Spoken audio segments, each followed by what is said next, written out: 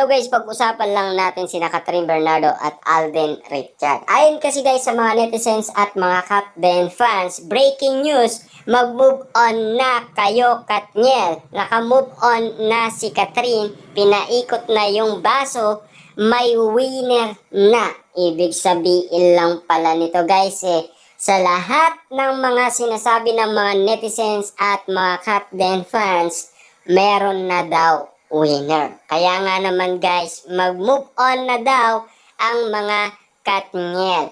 Dahil naka-move on na daw si Catherine Bernardo dahil pinaikot na yung baso at meron na nga talagang winner na winner. Walang iba kundi si Alden Richard dahil siyempre guys sumagot na rin ang pamilyang Bernardo kung sino ang bet nila at kung sino talaga guys ang para kay Catherine Bernardo. Kasi ganun din naman guys ang ginagawa ng iba.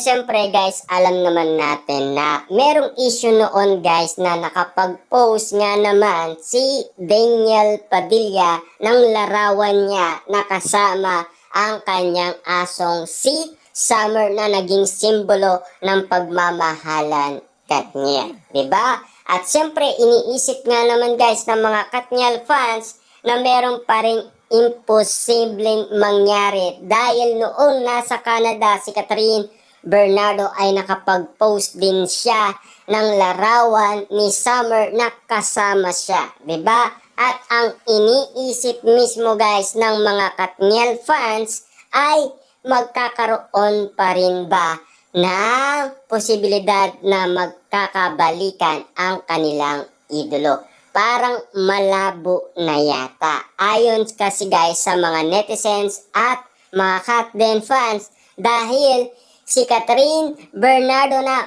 mismo ang nagsalita na yung little Catherine ay itinapon niya na. At kasi yan ang pinaliwanag niya rin sa GMA News na itinapon niya na yon sa Canada. Ibig sabihin pala nito guys, yung little Catherine wala na. Yun kasi ang minahal ni Daniel Padilla. Yung matured na Catherine Bernardo, yan ang minamahal ni Alden Richard. 'Di ba?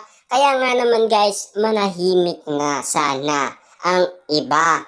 Kasi kitang-kita naman natin na sobrang sweet na at sobrang lambing na. At siyempre, sang-ayon na rin ang pamilyang Bernardo kay Alden Richard. Dahil nagugustuhan na rin kasi si Alden Richard ng pamilyang Bernardo. Pero take note guys kapag kasi ang Katden ang nagkasama, waging-wagi si Catherine Bernardo. Bakit? Kita niyo naman guys, 'di ba?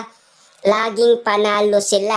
At siyempre, lahat ng movie ni Catherine Bernardo at Daniel Padilla, laglag lahat yan guys. Kapag ang Katden mismo ang nagsama. Kita niyo naman guys, no? Top 1 ang Hello, Love Again. Top 2 ang Hello, Love, Goodbye. 'Di ba? At top 3 ang The House of Us, 'di ba? Sinong panalo? Di si Alden Richard, 'di ba? Kitang-kita naman natin guys, no? At sinasabi pa umano guys ni Daniel Padilla noon na nagawa na namin 'yan. Pero hindi pa niya nagawa guys na pati sa ibang bansa ay pinagkakaguluhan sila at lalong-lalo na guys, hindi pa ganito ang nangyari sa kanila. 11 days pa lang guys ay pumatok na sa takilya ang kanilang movie. Ibig sabihin guys, wala pang 1 month. Hindi pa natatapos ang November, panalong-panalo na sila sa nagpabagsak ng kanilang movie na Hello, Love, Goodbye. Kitang-kita naman natin guys, waging-wagi na sina Catherine Bernardo at Alden Richard. Kaya magsitigil na daw at mag-move on na ang Katniel dahil wala na yung little Catherine Bernardo. Kahit man nakapag-post si Catherine Bernardo na kasama si Summer, ang naging simbolo ng kanilang pagmamahalan, yun ay pagmamahal niya doon sa aso. Diba?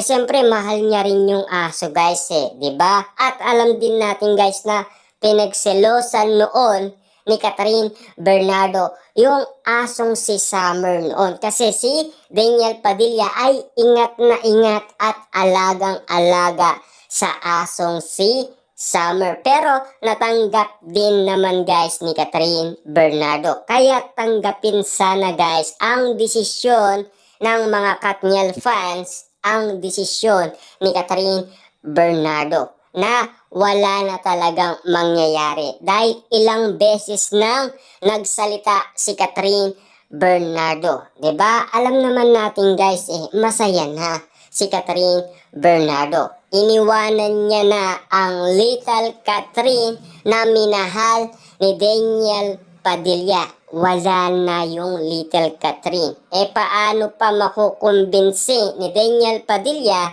kung wala na yung dati niyang minahal?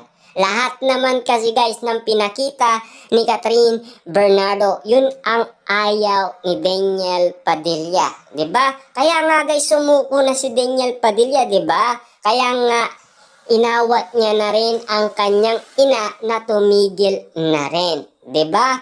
Kaya nga naman, guys, lahat sana ay tumigil na. Kasi kitang-kita naman natin, guys, naka-move on na itong si Catherine Bernardo. Ano ba ang sabi niya?